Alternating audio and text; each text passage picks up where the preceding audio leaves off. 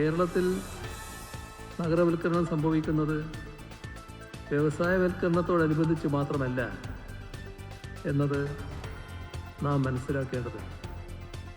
സാമൂഹ്യവും സാമ്പത്തികവും പാരിസ്ഥിതികവുമായ ഒട്ടേറെ ഘടകങ്ങളാണ് അതിലടങ്ങിയിട്ടുള്ളത്.